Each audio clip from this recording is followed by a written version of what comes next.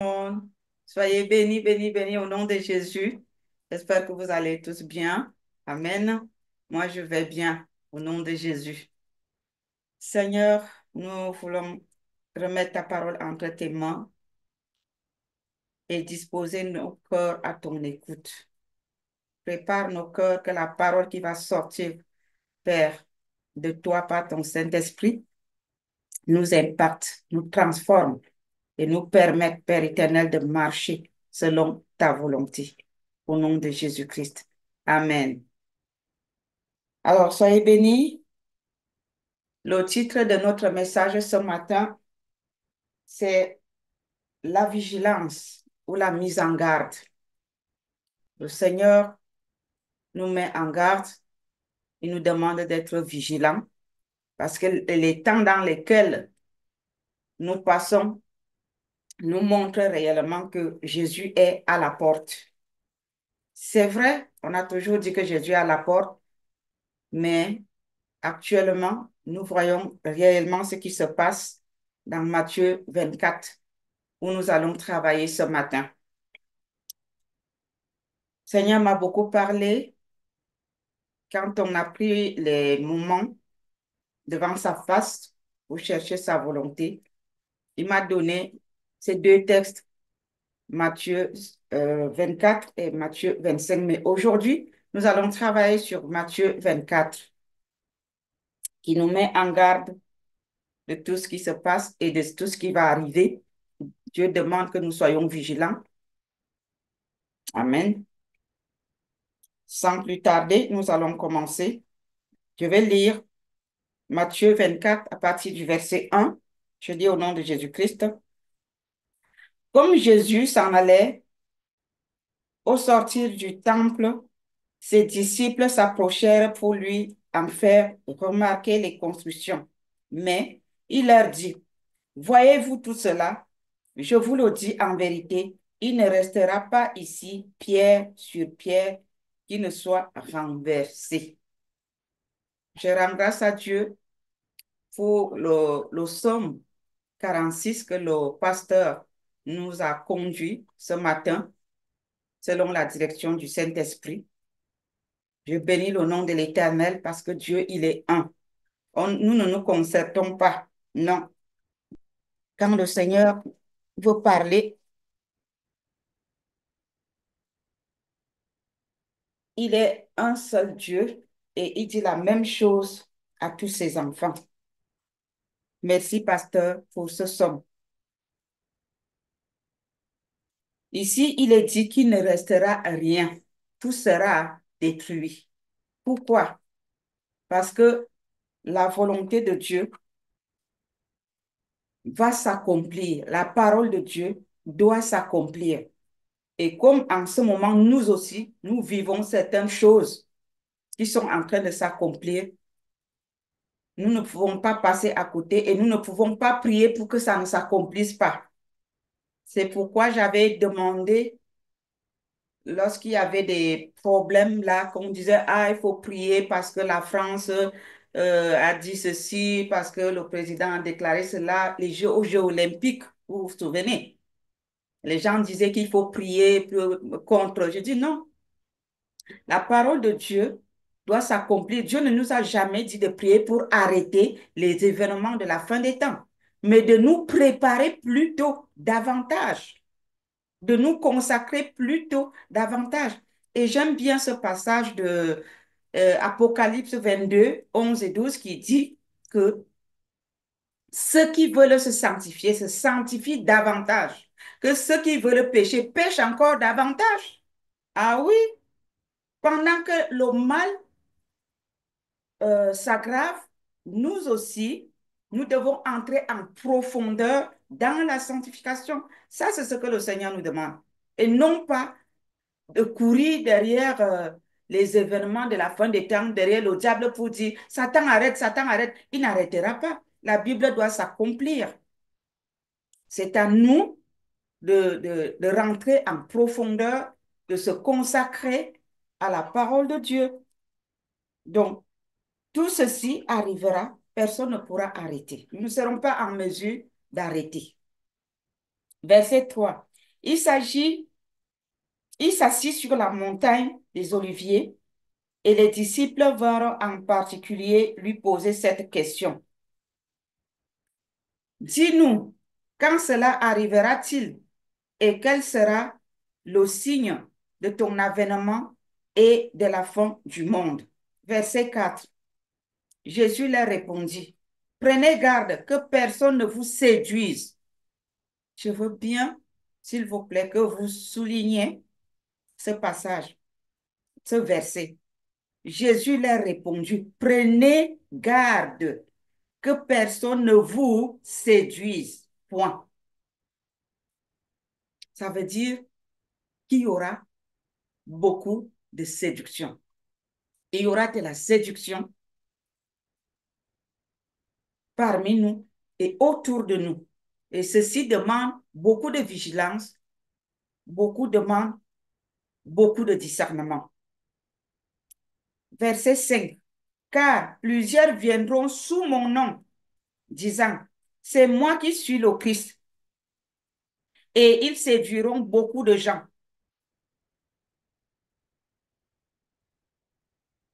Voilà pourquoi il est important de s'attacher à la parole de Dieu et non pas aux hommes. Parce que tout ce qui brille n'est pas or. Je répète, il est important de s'attacher à la parole de Dieu. Parce que c'est le Saint-Esprit qui va nous protéger de toute cette séduction. Si tu as le Saint-Esprit, si tu écoutes la voix du Seigneur, tu auras le discernement. Rien qu'à regarder une personne, rien qu'à l'écouter, même si tout le monde l'acclame, même si tout le monde court derrière, écoute la voix de ton Saint-Esprit. Tout ce qui brille n'est pas or. Ce n'est pas la grandeur d'un ministère qui valide l'intégrité de ce ministère ou de l'homme de Dieu devant lui. Il y en a qui ont été avec le Seigneur dès le départ. Il y en a qui ont été contaminés. Mais cependant, la réputation est restée. Mais ce ne sont plus les mêmes. Et il n'y a que le Saint-Esprit pour te montrer la différence de qui est qui. Il n'y a que le Saint-Esprit pour te donner le discernement, pour savoir qui est qui. Il y en a qui ont beaucoup commencé. La Bible dit que c'est la fin qui justifie toute chose. Beaucoup ont bien commencé et en ce moment, à l'heure actuelle, vous êtes d'accord avec moi, en tout cas ceux qui ont le discernement sont d'accord avec moi. Il y a des serviteurs, des servants que j'ai connus, il y a de cela, je peux dire, 4 ans, 5 ans aujourd'hui, qui étaient vraiment consacrés à Dieu. Je ne sais pas ce qui s'est passé. Ils ont été contaminés. Et je n'ai plus que mes genoux pour crier à Dieu et dire, Seigneur, aie miséricorde, souviens-toi de tel homme de Dieu, de telle femme de Dieu, qui marchait selon ta volonté et qui maintenant a été dévié. Ramène-les à la bergerie, Seigneur. Et moi-même, et ton serviteur, mon mari, garde-nous au creux de ta main pour que nous aussi, nous ne dévions pas. Je vous dis, l'heure est grave. Donc, soyons vigilants. Ce n'est pas pour faire peur. Si le Seigneur nous interpelle aujourd'hui, s'il nous interpelle à la vigilance, c'est parce qu'il voit que ses enfants sont en train de tomber un à un. Et Dieu voudrait que nous soyons vigilants, que nous développons plus notre discernement pendant notre marche avec lui. C'est très important. Beaucoup, ils ne tombent pas parce qu'ils ont choisi. Tout commence par la convoitise. Voilà pourquoi il est important de bien connaître son appel et de se tenir ferme à ce à quoi le Seigneur t'a appelé dans le Seigneur. Si tu travailles dans ton appel, tu n'auras pas le temps de regarder à gauche et à droite ce que font les autres. Tu seras absorbé par ce que tu fais avec le Seigneur sans convoitise, dans l'humilité, dans la crainte de Dieu, ton cœur sera impacté de crainte et tu ne pourras pas tomber dedans. Ce qui fait tomber les gens dedans, c'est la convoitise. Les gens veulent être vus, ils veulent la réputation, ils veulent je sais pas, ils veulent prendre la gloire de Dieu. À la fin, ils se retrouvent dedans. Mais aujourd'hui, le Seigneur sonne sa trompette. Vous qui m'écoutez, si vous êtes déjà dedans, vous avez dévié, revenez dans votre appel, revenez à la position initiale. Humiliez-vous. Dieu ne vous condamne pas, mais il voudrait votre repentance. Écoutez le son de cette trompette ce matin, serviteur servant de Dieu qui avait dévié pour suivre les autres. Revenez à la position initiale. Chrétiens, chrétiennes, enfants de Dieu, restez à votre poste là où le Seigneur vous a appelé. Réintégrez vos appels. Il y a beaucoup de séduction. Tout ça à cause de la convoitise. Revenez à vos postes. Le Seigneur nous appelle à revenir dans nos appels. Il y a eu beaucoup de séduction. Ne cherchez pas à voler la gloire de Dieu. En voulant se glorifier, on se retrouve à des mauvais endroits, là où le Seigneur ne prend pas plaisir. Mais ce matin, il nous dit de se méfier de la séduction, de ce qui brille. Amen. Car plusieurs viendront sous mon nom, disant c'est moi qui suis le Christ, et ils séduiront beaucoup de gens. Verset 6. Vous entendrez parler des guerres et des bruits de guerre. Gardez-vous d'être troublés, car il faut que ces choses arrivent. Car il faut que ces choses arrivent. Il n'a pas dit prier pour que ces choses n'arrivent pas. Voilà pourquoi nous ne devons pas perdre le temps à prier pour arrêter les événements actuels. Mais nous devons tout simplement prier pour que le Saint-Esprit nous donne la force de les surmonter, d'être au-dessus et d'avancer. Nous ne sommes pas appelés à stopper tout le scandale que nous voyons autour de nous, dans les écoles et autour de nous. Aujourd'hui, tu es malade, tu vas au médecin, à l'hôpital. On te dit, ah, telle chose, l'assurance ne prend pas. Tel médicament, l'assurance ne prend pas. Maintenant, ils ont fait sortir les génériques. Si tu ne prends pas les génériques, l'assurance ne paye pas. Mais cependant, les assureurs sont d'accord de sponsoriser les abominations. Ils autorisent aux enfants de changer de sexe.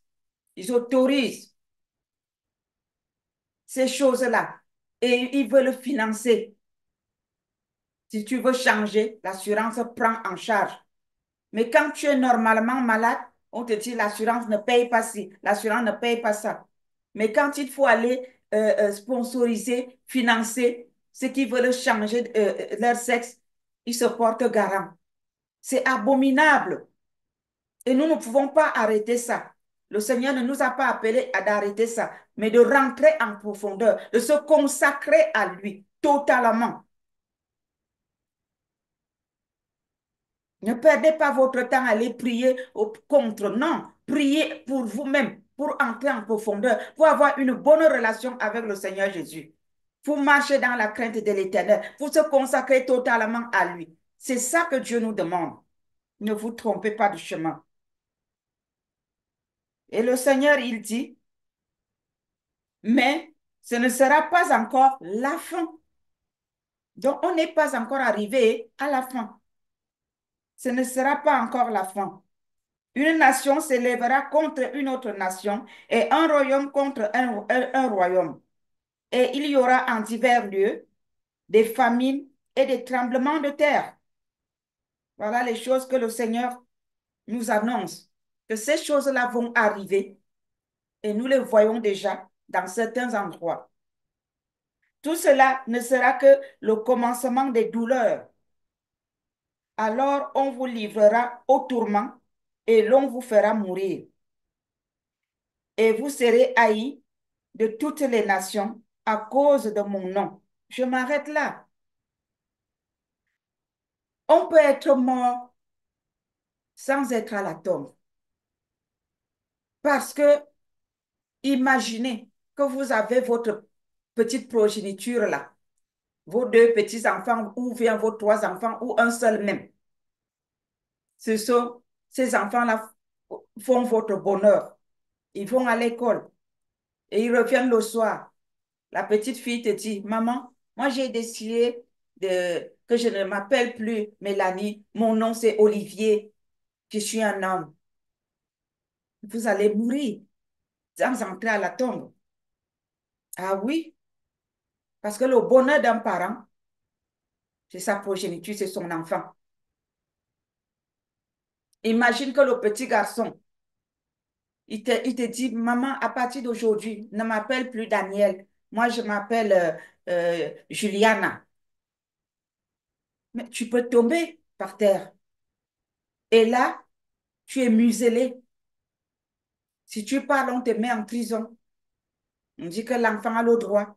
Ou alors la petite qui a 11 ans vient te dire que, oh, ne m'attends pas à la maison ce soir, je dors chez mon copain à 11 ans ou bien à 9 ans. Et si tu dis non, elle appelle la police et c'est la prison. Voilà pourquoi nous, les chrétiens, nous devons bâtir la foi de nos enfants sur la parole de Dieu. Enseignez à vos enfants la parole de Dieu. Dès que l'enfant s'est déjà dit papa, maman, il y a les Bibles en bande dessinée. Achetez ça pour vos enfants. Il faut qu'ils grandissent dedans. Oui, je prends un petit témoignage. J'ai reçu un message de l'un de nos pasteurs, nos églises que nous avons au Burundi.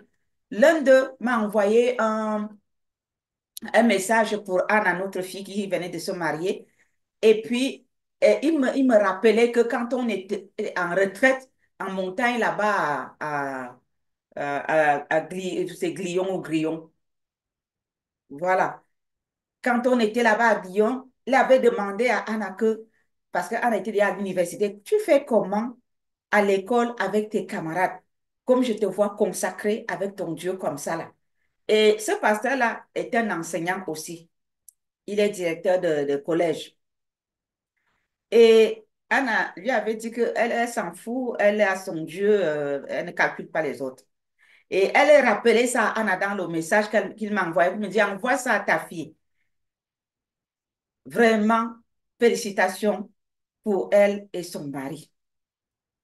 Pourquoi il posait cette question? Moi, j'avais la réponse. La réponse, c'est que Anna a grandi dès le bas âge dans la parole de Dieu. Ah oui. Parce que je me rappelle que moi, j'habitais Lausanne et lorsque on s'appelait au téléphone le soir pour prier, on n'était pas encore mariés, mais on priait tout le temps, le soir et la nuit. Des fois, je trouvais qu'il n'a pas encore fini. Il me dit, attends, je vais d'abord mettre l'enfant au lit. Je vais prier avec elle. C'était toujours comme ça. Elle ne dormait pas. Elle a pris cette habitude jusqu'à aujourd'hui. Anna ne dort pas. Même si elle te dit que je m'en vais me coucher. Elle te dit, j'ai sommeil, je m'en vais me coucher. Ah, entre le moment où elle te dit, je m'en vais me coucher et le moment où on dort, ça peut prendre au moins 1 heure de temps. Je dis bien au moins. Quand elle arrive là-bas, le sommeil finit. Elle prend d'abord sa Bible. Elle finit d'abord de lire avant de dormir. C'est comme ça qu'elle fonctionne. Même s'il est que l'heure, c'est comme ça. Pourquoi? Parce qu'elle a été bâtie dedans, dès son jeune âge. Aujourd'hui, les chrétiens disent à leurs enfants, ils disent, certains vont à l'église en laissant les enfants à la maison, d'autres disent, Dieu va le saisir à son temps. Dieu lui-même. Mais Dieu t'a donné l'enfant, il t'a donné la capacité d'éduquer l'enfant en t'appuyant sur lui. Est-ce que Dieu va descendre du ciel pour venir le faire à ta place? Non. Et après, quand l'enfant arrive à l'école, il n'a pas les bases bibliques. le monde lui tombe dessus, ben, il n'a plus qu'à venir te dire que voilà, euh, je ne suis plus une fille, deviens un garçon, ou alors je ne suis plus un garçon, je deviens une fille. La faute nous revient, nous les chrétiens. Les musulmans, je vois, moi j'ai vécu au nord, les musulmans ont des écoles coraniques pour les petits-enfants. Ils ont leurs petites écoles coraniques. Ils apprennent ça dès le bas âge. Donc, c'est difficile. Un musulman, si Dieu ne le rencontre pas, pour que tu ailles le prêcher, il faut que vraiment Dieu mette l'onction sur ta bouche pour parler à cet homme-là et qui donne sa vie, ou cette femme-là pour qui donne sa vie à Jésus. Et quand il se convertit radicalement. Donc, apprenons à bâtir nos enfants sur la parole de Dieu. Ces choses vont arriver. Et c'est déjà là. Nous les vivons, surtout nous qui sommes ici en Europe. En Afrique, c'est encore, ça, c'est au commencement, mais ici, nous sommes déjà en plein. Et c'est dommage pour le peuple de Dieu.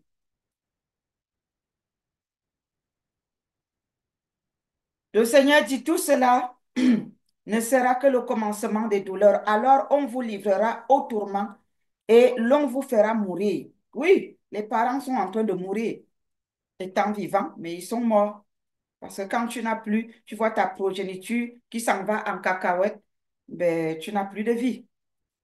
Et vous serez haïs de toutes les nations à cause de mon nom. Alors aussi plusieurs succomberont et ils se trahiront, se haïront les uns les autres. Ça aussi, nous le vivons. Nous le vivons dans le corps de Christ. Tu as beau faire le bien, eh bien, le retour, c'est la déception. Le retour, c'est la trahison. Il y a beaucoup de trahison dans le corps de Christ. On dit chez nous, dans notre langue, il y a l'adage qui dit que tu sors le chien du trou, il te mord. Donc, que faut-il faire? Quand tu sors le chien du trou, cours, vite. Parce que si tu t'arrêtes là pour commencer encore à le nourrir, tu seras son premier sandwich. Parce que lui, il va vouloir se nourrir de toi, alors que tu viens de lui sauver la vie. Tu sors le chien du trou, il te mord. C'est ça, la trahison dans le corps de Christ. Tu finis de t'investir, tu finis d'aider un frère, une soeur à tous les niveaux. Quand cette personne ressent un peu de paix, un peu de joie, que ah, je suis soulagée, enfin, quand la personne se tourne comme ça chez sa première victime. C'est là où nous en sommes. Que ce soit au niveau des frères et sœurs, que ce soit au niveau des serviteurs et servantes, c'est tout le corps de Christ qui est pourri comme ça. Beaucoup de trahison. Et les gens se haïssent les uns les autres. C'est comme ça.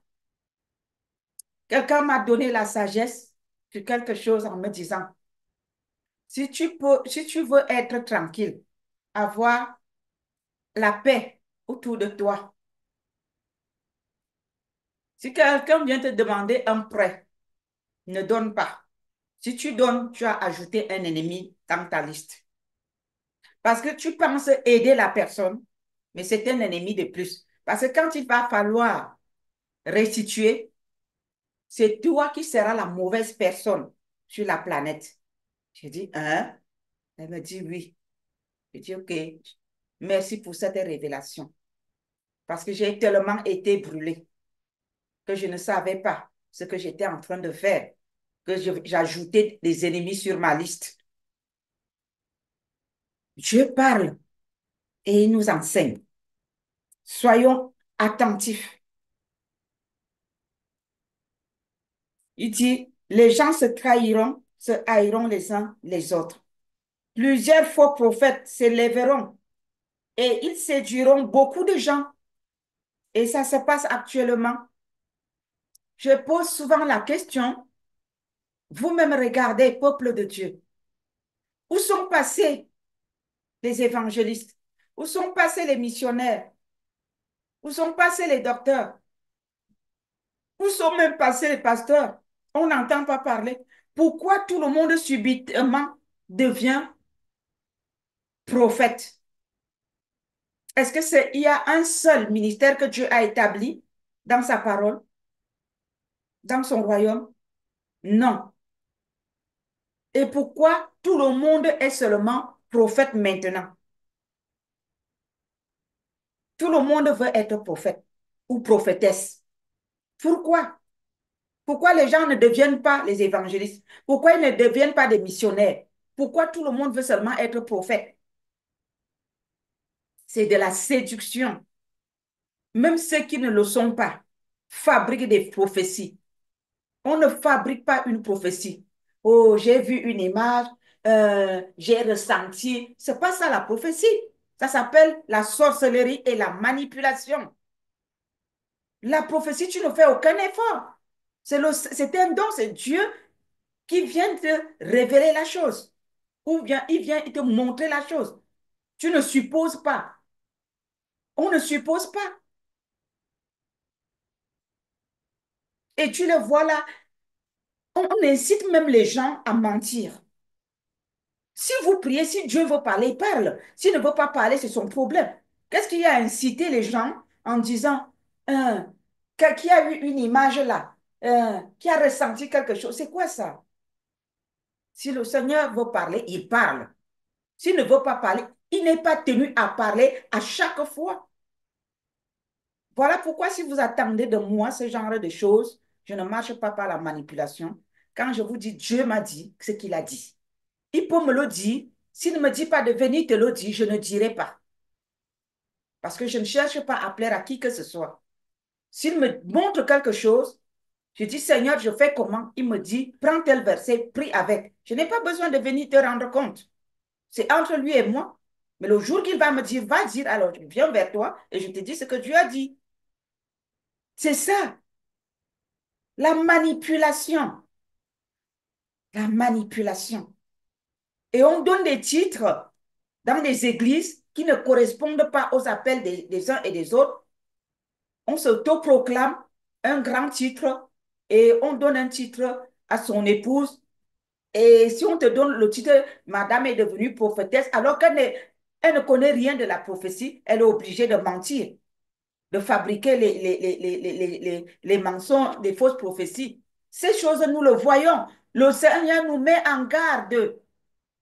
Ne suivez pas les manipulateurs, ne suivez pas les fausses prophéties, ne suivez pas ce qui brille, suivez le Saint-Esprit. Lisez la parole de Dieu. Soyez votre propre prophète. Dieu va vous parler à travers sa parole. Il y a beaucoup de manipulation. Tout simplement parce que vous aussi, vous ne suivez pas Dieu. Vous suivez ce qui brille. Vous recherchez votre intérêt personnel au lieu de rechercher l'intérêt de Dieu. Peuple de Dieu, vous devez rechercher quelle est la volonté de Dieu dans votre vie.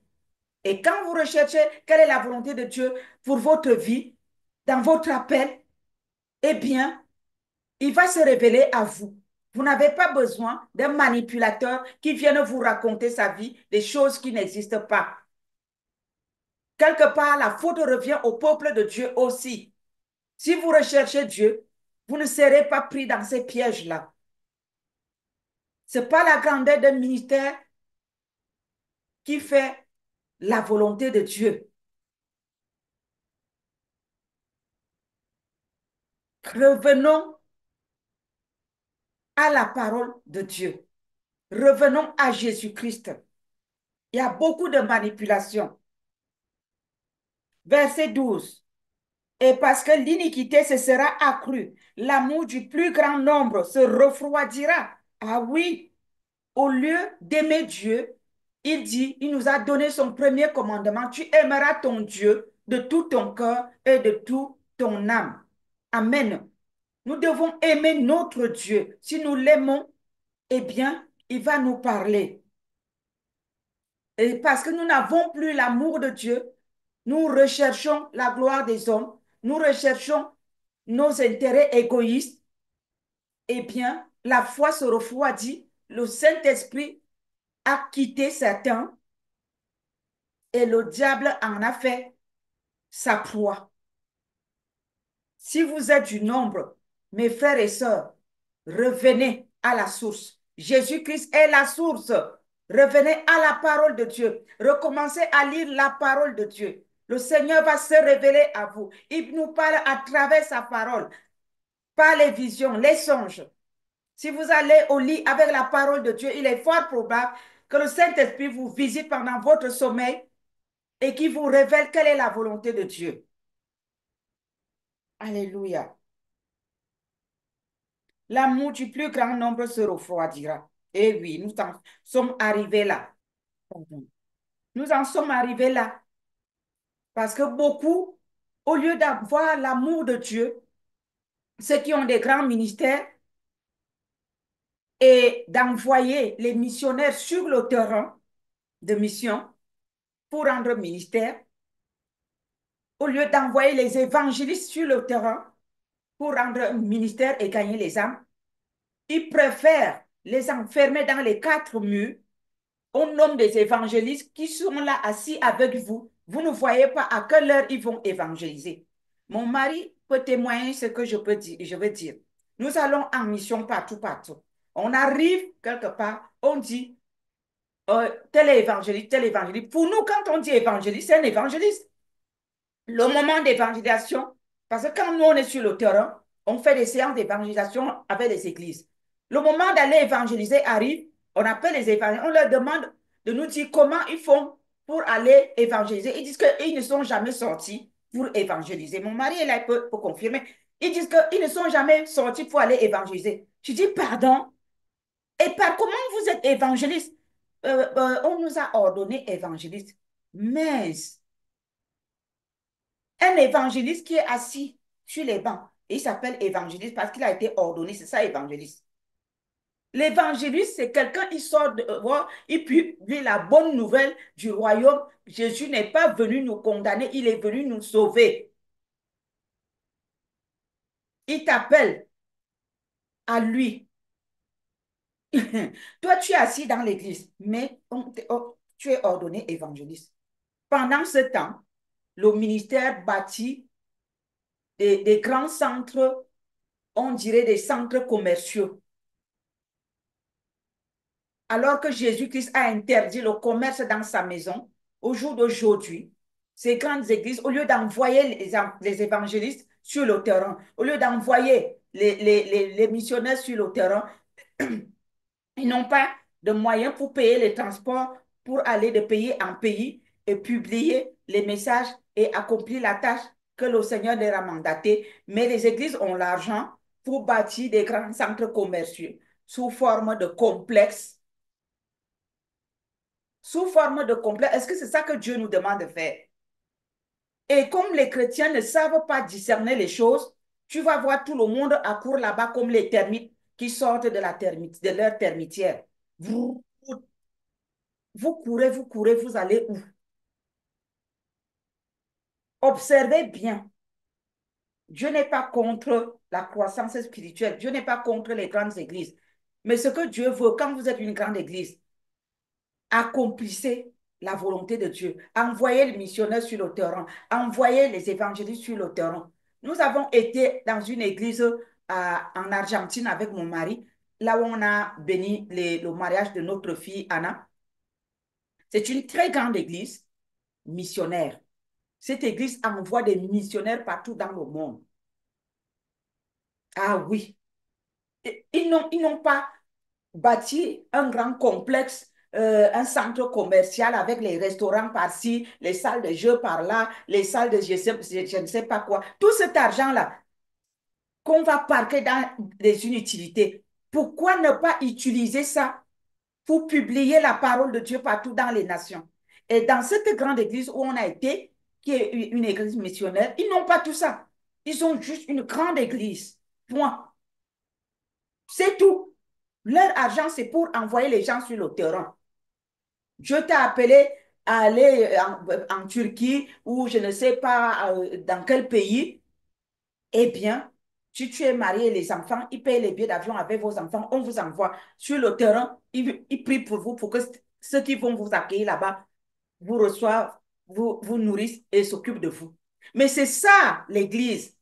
C'est pas nous sommes une grande église, nous avons beaucoup d'argent, il faut construire un centre commercial sous forme de complexe ministériel. Ce n'est pas ce que Dieu nous demande de faire. Et les chrétiens qui ne savent pas voir toutes ces choses, ils accourent là-bas parce qu'ils aiment là où, là où ça fait blim blim. Si vous êtes dans des pareils endroits, ouvrez vos yeux. Si votre église a construit un centre commercial et qu'ils envoient des missionnaires et qu'ils vous enseignent de marcher dans l'humilité, la crainte de Dieu, l'amour de Dieu, restez. Mais si c'est pour adorer un homme, si c'est pour se faire de l'argent, mon frère, ma soeur, ne vois pas la pauvre femme qui te parle aujourd'hui. C'est Dieu qui t'interpelle. Le Seigneur te met en garde. Prends tes pieds, mets au cou, agenouille-toi chez toi, prends ta Bible et demande la direction du Seigneur. Il va t'orienter dans une église où tu vas grandir dans la crainte et l'obéissance à sa volonté. Il y a beaucoup de séduction. Soyez vigilants.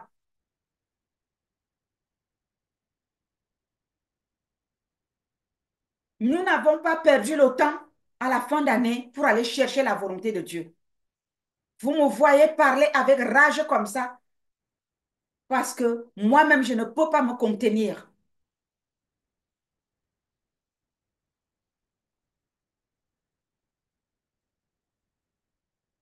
Verset 13. Mais celui qui persévérera jusqu'à la fin sera sauvé. Dieu parlait de persévérance ici. J'ai dit dès le départ, j'ai commencé le message en vous disant, je connais beaucoup de serviteurs et servantes qui ont très bien commencé et qui ont dévié actuellement. Ils sont entrés dans ce vent qui souffle, ce mauvais vent qui souffle, ce mauvais vent qui tue les élus de Dieu, qui tue les vrais serviteurs. Les loups sont entrés dans la bergerie. Je vous ai dit, cela a commencé. Ces gens-là n'étaient pas comme ça dès le départ. Mais actuellement, ils sont devenus comme ça. Et pourquoi? Parce que tout simplement, la convoitise les a conduits à l'échec. J'appelle ça l'échec. Quand on n'est plus dans la volonté de Dieu, on va droit à l'échec. Et le Seigneur ne voudrait pas que son peuple échoue. Il voudrait que nous soyons plus que vainqueurs. Alors, tenons ferme. Le chemin de Dieu n'est pas facile. Il est rocailleux, mais nous ne pouvons pas mourir parce qu'il nous soutient. Nous avons prié dès le début. Quand le pasteur nous a conduits à la prière ce matin, qu'est-ce qu'il a dit? Dieu nous a dit quoi? Il est notre soutien, notre support, notre espérance. Malgré les difficultés que nous pouvons rencontrer dans notre marche, nous avons un soutien, nous avons un support, nous avons notre Dieu qui marche avec nous, qui nous soutient. J'ai l'habitude de dire aux gens, jette-toi dans le vide, mais ton corps ne touchera pas le sol. Le Seigneur, il te prendra, il te recueillera dans ses bras. C'est ça la foi. Tu te jettes dans le vide, tu dis, je me lance. Mais une chose est certaine, ton corps ne touchera pas le sol. Tu vas tomber dans ses bras. C'est ça la foi. C'est ça la foi. Arrêtez de courir à gauche, à droite, derrière les séducteurs, parce que vous recherchez une solution. Concentrez-vous sur la parole de Dieu. Travaillez l'écoute avec le Saint-Esprit. Et même lorsque un homme de Dieu, une femme de Dieu vient te dire une prophétie, qu'elle soit fausse ou vraie, ton esprit doit valider si c'est vrai ou si c'est faux. Le Saint-Esprit va te dire. C'est comme ça. Moi, ne viens pas me dire Dieu m'a dit, Dieu m'a dit. Je t'écoute et je te regarde. Pendant que tu parles, j'écoute aussi ce que le Saint-Esprit me dit. Si c'est faux, il va me dire non. Si c'est vrai, il va dire oui. Et des fois, tu viendras trouver que ce que tu es en train de me dire, je le sais déjà, parce que Dieu m'a déjà dit. C'est comme ça que chaque enfant de Dieu devrait être pour ne pas tomber dans la tentation entre les mains de ces manipulateurs et de ces séducteurs. Tenons ferme jusqu'à la fin. Que votre prière soit ainsi. Seigneur, donne-moi de rester fermement dans ta voie, tes voies. Donne-moi de tenir ferme, malgré les vents et marées. Seigneur, que je ne dévie pas. Parce qu'à certains moments, les épreuves de la vie peuvent te conduire à sortir du droit chemin. Non, si tu dois mourir, meurs là, mais avec ton Dieu, sachant que tu n'iras pas en enfer. Au contraire, c'est une nouvelle vie glorieuse qui commence de l'autre côté. C'est ça qu'il faut comprendre.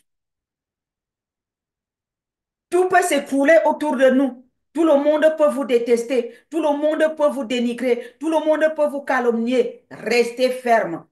N'allez pas chercher la solution là où il n'y en a pas. Jésus-Christ seul est la solution. Point.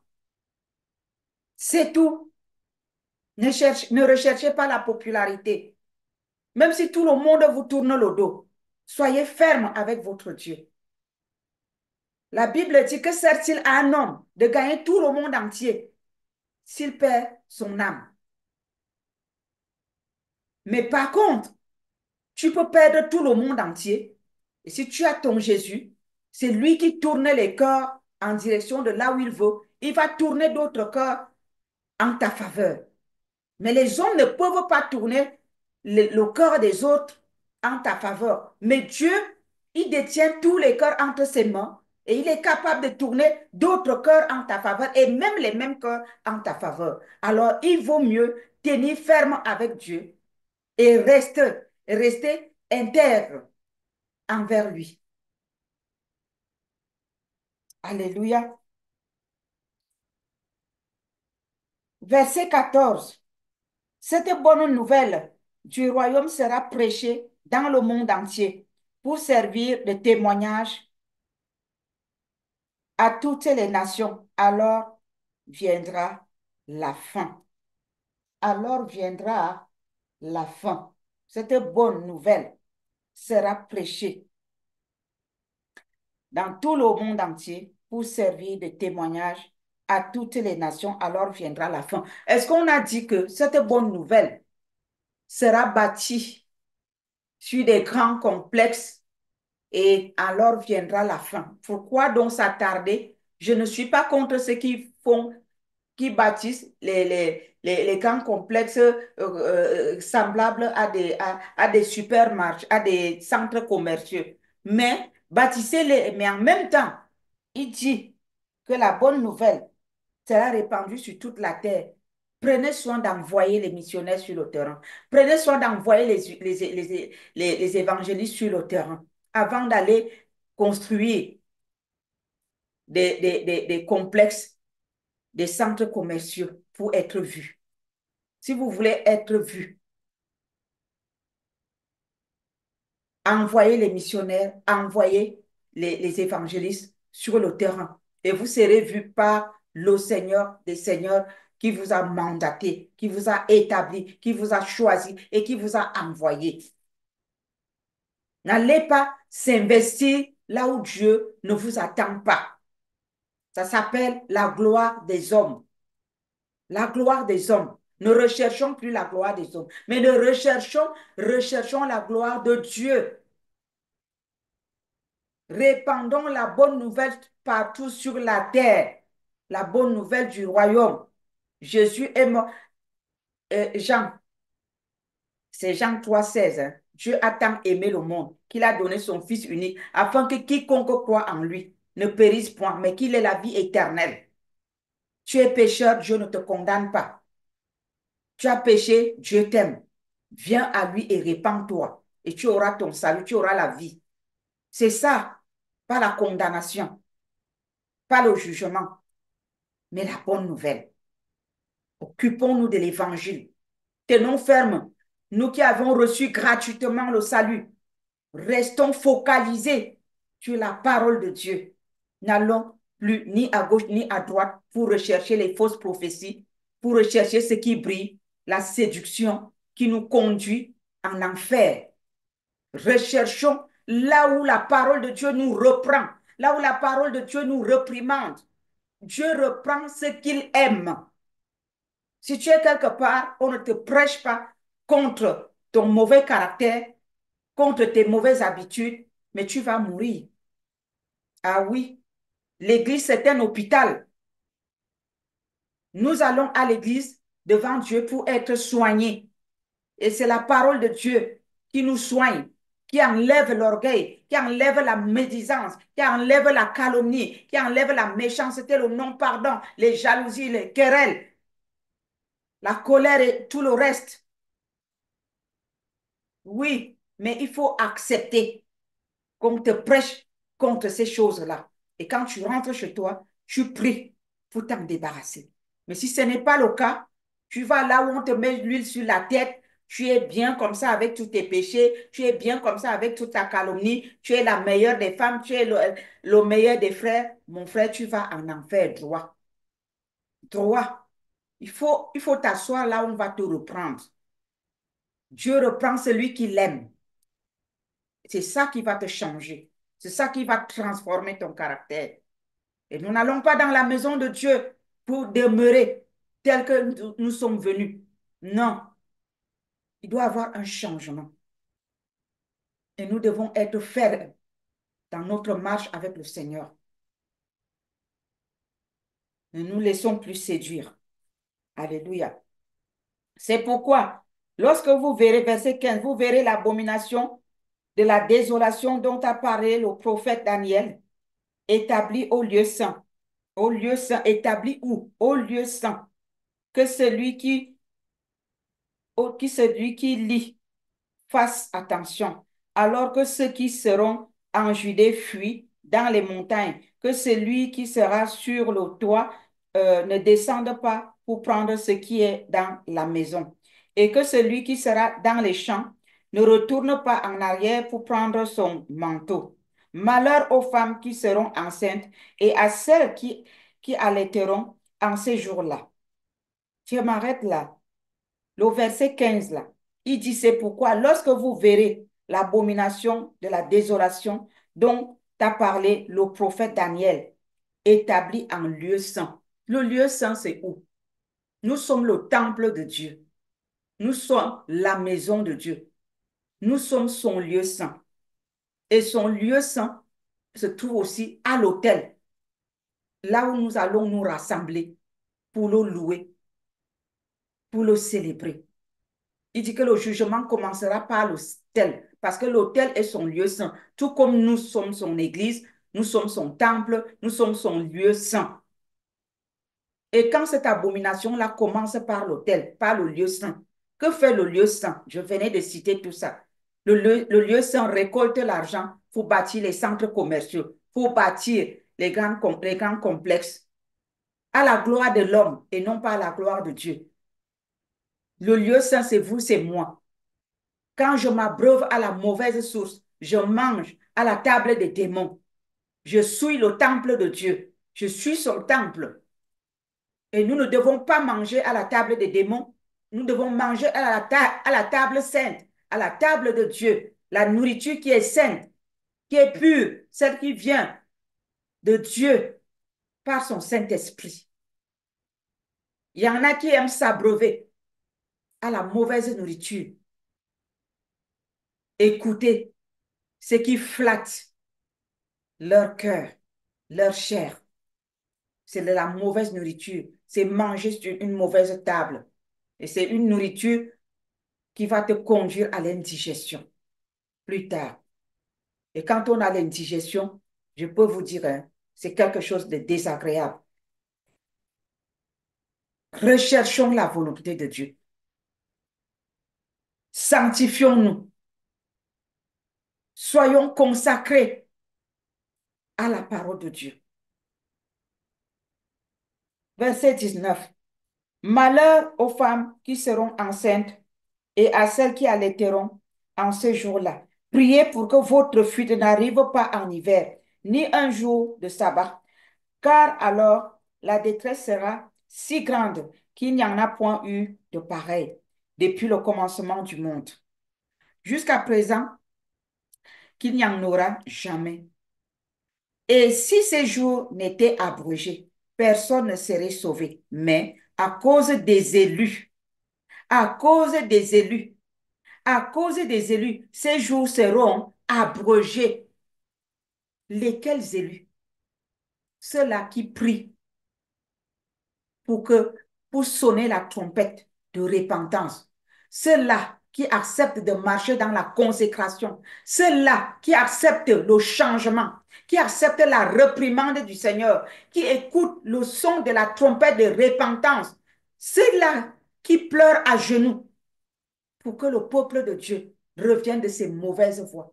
Ces élus-là, à cause de leur prière, à cause de leur engagement, de leur intégrité, alors ces jours seront abrégés pour que le peuple de Dieu soit enlevé. Parce que qu'est-ce que Dieu fait? Souvent, quand il aime une personne et qu'il voit que cette personne est en train de dévier, il peut enlever sa vie. Il meurt pour ne pas le perdre. Alors, à cause des prières des sentinelles, à cause des prières de ceux qui marchent dans l'intégrité, le Seigneur va abréger les jours pour ne pas perdre son Église. Parce que s'il prolonge, beaucoup sont en train de sortir de son sanctuaire pour entrer dans le monde et aller s'abreuver à la mauvaise source. Mais à cause de nos prières, c'est pour cela que vous ne devez pas vous refroidir, chers sentinelles des nations, chers Févazina. Je parle à tous les intercesseurs dans le corps de Christ. Levez-vous dans la prière. Sauvons l'Église corps de Christ. Œuvrons pour la gloire du Très-Haut. Il compte sur nos genoux. Femme, lève-toi là où tu es. Prie pour que l'Église entre dans la repentance. Pour qu'ils m'entendent aujourd'hui. Si vous avez ce fardeau dans votre cœur, vous êtes un homme, vous êtes une femme, vous avez le souci de voir l'Église de Jésus-Christ être enlevée avec lui. Vous avez le souci de voir votre pasteur rester dans l'intégrité au lieu d'aller le calomnier parce qu'il est en train de dévier. Au lieu de quitter seulement l'église, au lieu de l'incendier, de le fusiller, prie pour lui qu'il revienne de ses mauvaises voies et qu'il rentre dans la consécration, dans la repentance. C'est ainsi que vous-même, dans votre assemblée, vous serez bénis. Prions pour le peuple de Dieu. Prions pour l'Église corps de Christ. Que l'Église revienne de ses mauvaises voies et que nous mettons Jésus-Christ au centre de nos églises, au centre de nos cœurs, au centre, au milieu de nous. Alléluia.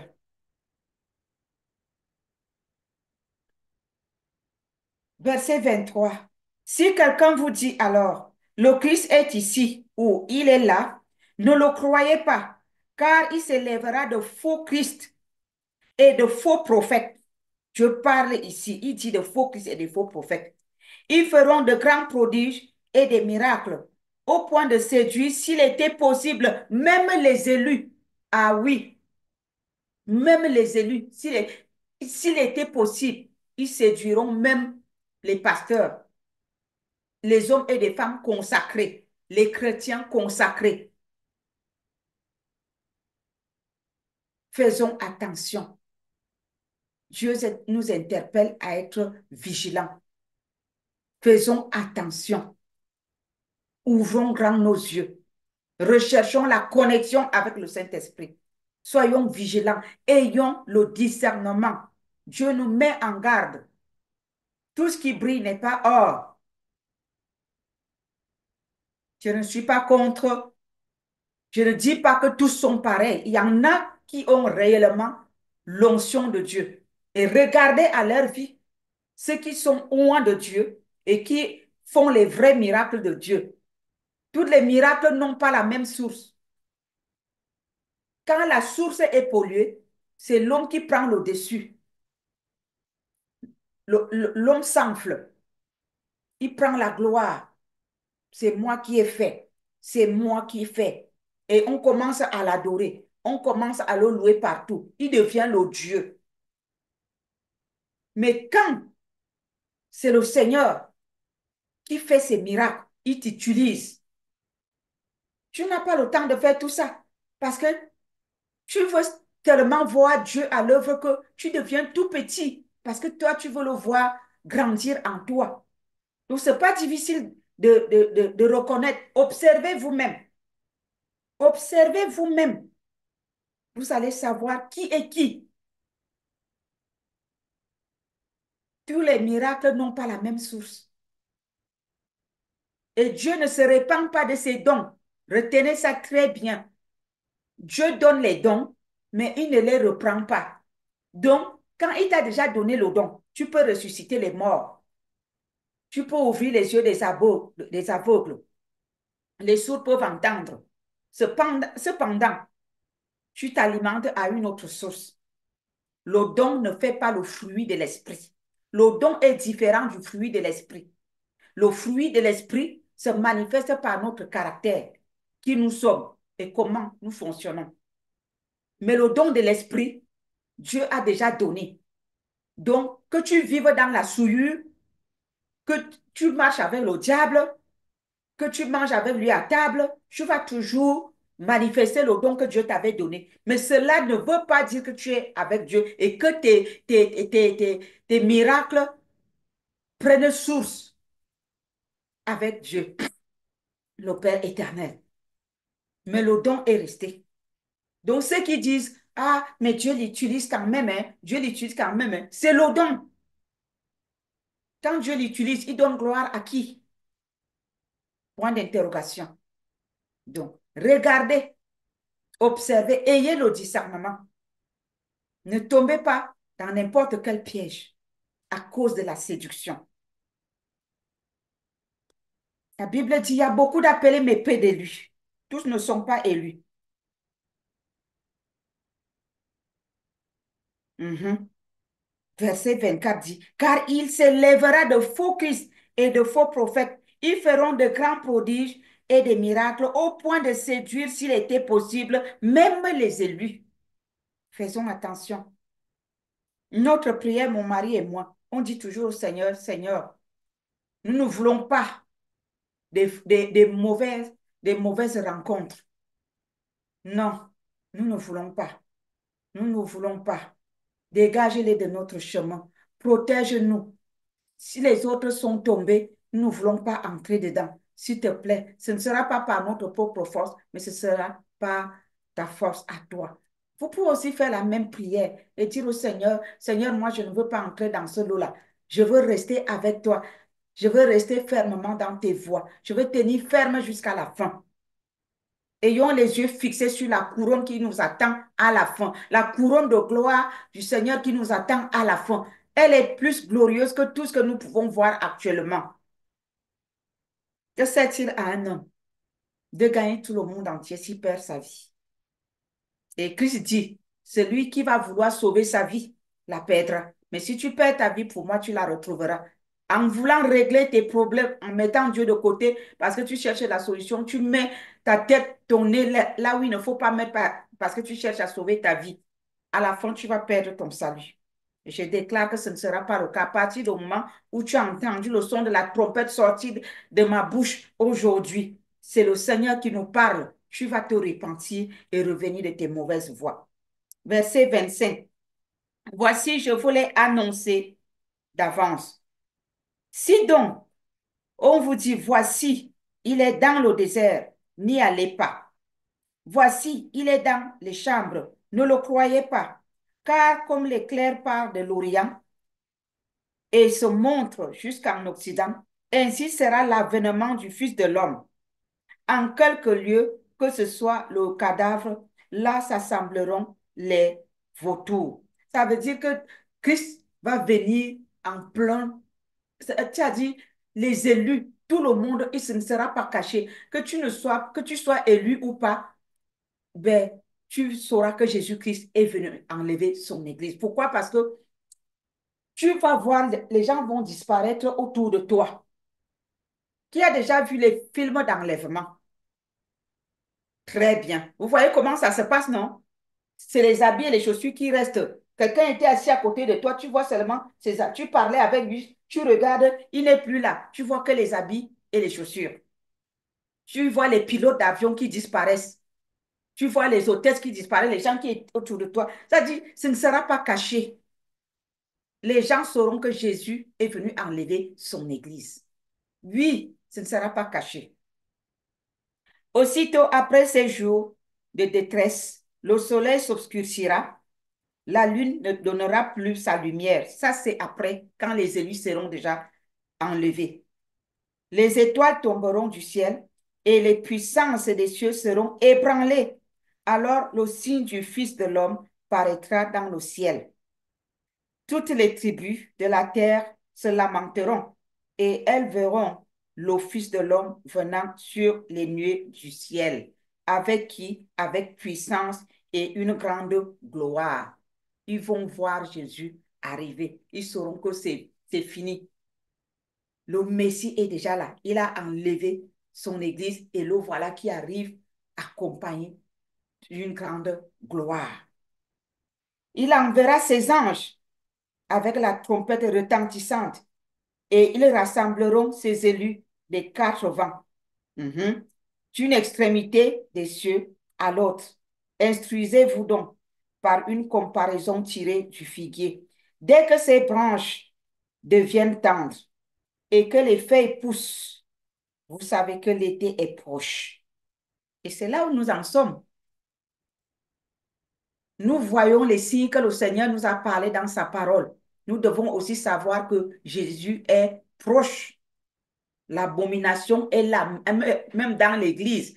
Parce que aujourd'hui, certaines églises bénissent les mariages homosexuels et d'autres églises ne prêchent pas contre l'homosexualité. Ils disent, ah, il faut les aimer. Oui, nous les aimons, mais nous n'aimons pas le péché qu'ils pratiquent. C'est ça la différence. Jésus-Christ nous aime, mais il n'aime pas la pratique du péché.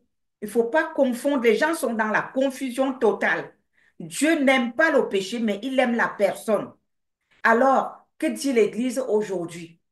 Certaines églises, je dis bien, pas toutes, parce que il faut bien faire la différence. Certaines églises sont dans la confusion. Ils disent qu'il ne faut pas parler contre l'homosexualité parce que Dieu les aime. Non, Dieu aime ceux qui pratiquent l'homosexualité, mais il n'aime pas la pratique de l'homosexualité. Nous devons les délivrer. S'ils n'entendent pas parler, comment ils sauront que c'est mauvais? Si on ne leur dit pas que c'est un péché, comment est-ce qu'ils pourront abandonner? Au contraire, ne pas parler veut dire nous les détestons, nous les voyons aller droit en enfer et nous, on ne leur dit rien. C'est comme ceux qui disent, ah, moi j'avais peur de lui parler, hein, de peur que... Donc tu as peur de l'homme, tu préfères que cette personne meure parce que tu as peur de lui. Dieu va te demander les comptes. La Bible dit que si tu sais faire le bien, dans le livre de Jacques, je ne sais plus si c'est Jacques 4 ou combien là, il est écrit, si tu sais faire le bien et tu ne le fais pas, tu commets un péché. Ah oui, des gens rendront compte à Dieu parce qu'ils n'ont pas prêché la vérité. Disons la vérité avec amour. Il ne faut pas les fusiller, il faut leur dire, Dieu vous aime tel que vous êtes, mais il ne voudrait pas que vous continuiez sur ce chemin-là parce que vous pouvez perdre votre salut, votre âme. Il faut dire,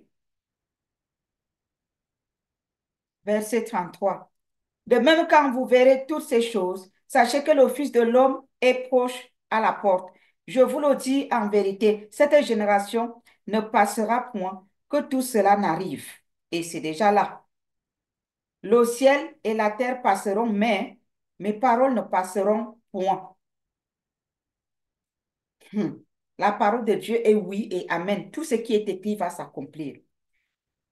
Pour ce qui est du jour et de l'heure, personne ne le sait, ni les anges des cieux, ni le Fils, mais le Père seul. Ce qui arrive du temps de Noé arrivera de même à l'avènement du Fils de l'homme, car dans les jours qui précédèrent le déluge, les hommes mangeaient et buvaient, se mariaient et marier leurs enfants, jusqu'au jour où Noé entra dans l'arche, et ils ne se doutèrent de rien, jusqu'à ce que le déluge vienne et les emporte tous. Il en sera de même à l'avènement du Fils de l'homme. C'est ça. En ce moment, le Seigneur sonne la trompette. Les gens ferment leur entendement, ils ferment leurs oreilles, ils ferment leur cœur. Ils se disent, ah, on a toujours dit Jésus revient bientôt, il n'est jamais là, donc on peut toujours continuer à faire nos affaires. C'est comme ça les gens faisaient. Mais pendant ce temps, l'autre qui écoutait Dieu, il faisait ce que Dieu lui disait. Prends chaque espèce d'animaux, mets dedans. Il a fait de personnes, il a fait rentrer dans l'arche toute sa famille et tout et tout. Et quand le déluge est venu, mais le déluge a tout balayé, mais lui, il est resté en vie avec tout ce qui était dedans. Et ce sera la même chose. Verset 40. Alors, de deux hommes qui seront dans un champ, l'un sera pris et l'autre laissé. Je m'arrête là. La foi de ton mari, de ta femme, de ta mère, de ton enfant, de ton parent, de ton ami ne te sauvera pas. Le salut est individuel, chacun pour soi. Ce n'est pas parce que l'autre fait ceci que toi aussi tu dois suivre. Il s'agit de ton salut. Cherche ton salut. Le salut est individuel. Si quelqu'un veut se perdre, tu lui fais attention une fois, deux fois, trois fois. Laisse tomber, occupe-toi de ton salut. Dieu ne nous envoie pas convaincre les gens, mais il nous envoie annoncer ce qui va arriver. Celui qui veut t'écouter, écoute. Celui qui ne veut pas, tu le laisses. Chacun doit travailler à son salut. Verset 41. De deux femmes qui moudront à la meule, l'une sera prise et l'autre laissée. Veillez donc, puisque vous ne savez pas quel jour votre Seigneur viendra. Veillez donc. Nous devons veiller. Nous devons jeûner. Nous devons prier. Nous devons nous consacrer à l'Éternel et nous devons aimer notre Dieu. Et nous devons veiller à notre salut, à ce que nous ne soyons pas contaminés, pollués par n'importe quelle doctrine, par n'importe quel séducteur. Nous devons veiller à notre salut, ne pas accepter n'importe quelle doctrine. Quand on nous prêche, nous devons rentrer dans la Bible, voir ce qui est écrit. Les manipulateurs savent détourner les paroles de Dieu et les amener en leur direction. Si ça va dans ce sens, écoutez plutôt le Saint-Esprit. Verset 43. Sachez-le bien. Si le maître de la maison savait à quelle veille de la nuit le voleur doit venir, il veillerait et ne laisserait pas percer sa maison. Ça veut dire que nous aussi, comme on ne sait pas à quelle veille de la nuit le Seigneur Jésus-Christ viendra nous enlever, marchons ayant en esprit que ça peut être la minute qui suit. Donc, si j'ai menti, si j'ai volé, je dois vite me repentir et demander au Saint-Esprit de m'aider à ne plus recommencer. Parce que si Jésus revient la minute qui suit, moi, je risque d'être perdant. On peut perdre son salut. Les gens qui vous prêchent l'évangile que, oui, dès que tu as donné ta vie à Jésus, tout va bien, vis ta vie, tu auras ça, c'est du mensonge. On perd le salut. Le salut, ça se perd. Vous devez savoir ça. Le salut se perd. J'aime notre pasteur, mon mari, il prêche souvent, je crois, Hébreu 5, quelque chose là, et il dit que seul, voilà, tu peux ouvrir. Oui, C'est Hébreux 5, 9. voilà, Il est devenu l'auteur d'un salut éternel pour ceux qui lui pour obéissent. ceux qui lui obéissent. Amen. Hébreux 5, 9. Voilà, donc vous avez noté. Pour ceux qui lui obéissent, Hébreu 5 9. Et si tu n'obéis pas, ça fait comment? Point d'interrogation. Et c'est dans le Nouveau Testament. Ce n'est plus l'Ancien. Parce qu'ils ont l'art de trouver les excuses. C'est l'Ancien Testament, comme si la Bible était divisée. La Bible est valable de la Genèse à l'Apocalypse. Valable, mot par mot. C'est pourquoi vous aussi, tenez-vous prêts, car le Fils de l'homme viendra à l'heure où vous n'y penserez pas. Quel est donc le serviteur fidèle et prudent que son maître a établi sur ces gens pour leur donner la nourriture au temps convenable? Heureux ce serviteur que son maître à son arrivée trouvera faisant ainsi. Ça veut dire que Dieu t'a établi quelque part. Il t'a donné un appel. Si tu restes fidèle, intègre à ton appel jusqu'à la fin, tu seras heureux. Le Seigneur va poser la couronne de gloire sur ta tête. Tu auras une récompense. Donc, mon frère, ma soeur, serviteur, servant de Dieu, restez focalisés dans vos appels. Soyez intègres. Ne déviez pas. Revenez dans vos appels. Le Seigneur a une grande couronne de gloire remplie de joyaux qu'il va poser sur chacune de nos têtes. Dieu récompense la fidélité et non l'activisme. Il ne faut pas être partout et nulle part en même temps. Soyez fidèles à vos postes. Soyez fidèles dans vos appels. Dieu récompense la fidélité. Je vous le dis en vérité, il établira sur tous ses biens.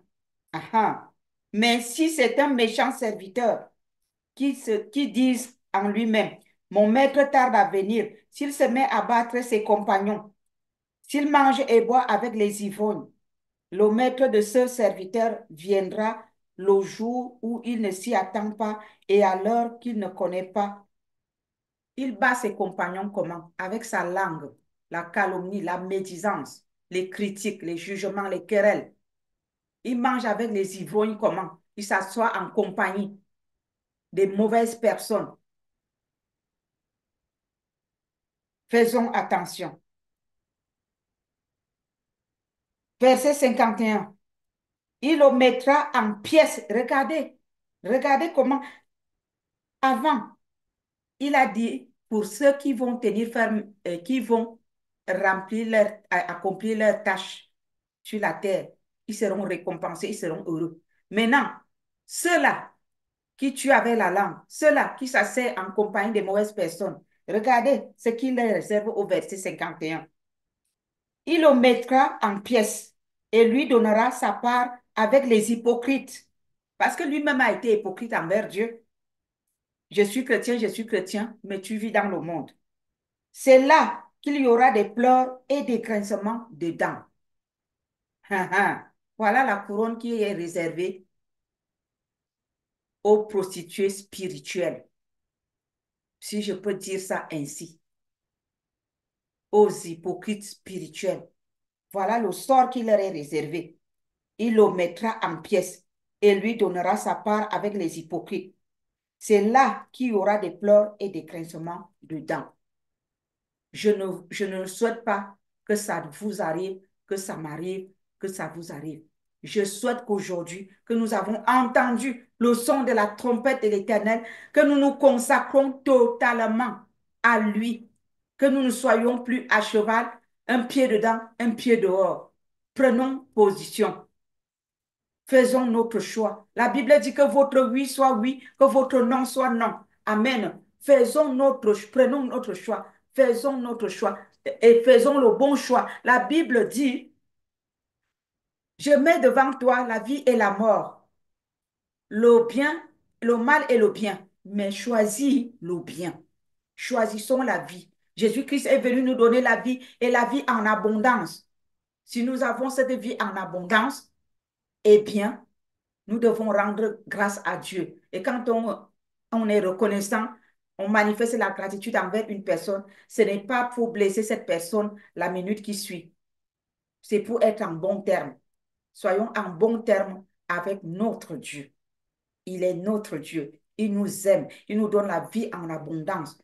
Aimons l'Éternel, notre Dieu, au nom de son Fils, Seigneur Jésus-Christ. Consacrons-nous totalement. En cette année 2025, le Seigneur a décrété cette année, année de consécration totale. Tenons ferme, nous ne connaissons ni l'heure ni le jour. où le Seigneur Jésus-Christ viendra nous enlever. Il viendra comme un voleur. Donc, préparons-nous. Soyons en alerte. Soyons toujours, mettons nos pendules à l'heure, à jour. À la fin de la journée, tu fais ton petit bilan avant de dormir. Seigneur, qu'est-ce que j'ai fait de mal aujourd'hui? Le Saint-Esprit va nous révéler. Notre conscience est le meilleur témoin pour nous dire ce qu'on a fait de mal ou de bien. Et ce que ta conscience te reproche, tu vas devant Dieu, tu renonces et tu demandes à force de ne plus recommencer. Consacrons-nous totalement à Dieu. Dieu demande nos cœurs. Il demande nos cœurs total. Soyons fidèles. Que le Seigneur vous bénisse. Que le Seigneur continue à parler dans vos cœurs. Que le Saint-Esprit grave ces paroles que nous avons entendues aujourd'hui dans nos cœurs et nous amène à les mettre en pratique. Qu'il nous aide à nous consacrer totalement à l'Éternel notre Dieu. Soyez bénis au nom de Jésus. Dieu nous aime et je vous aime aussi.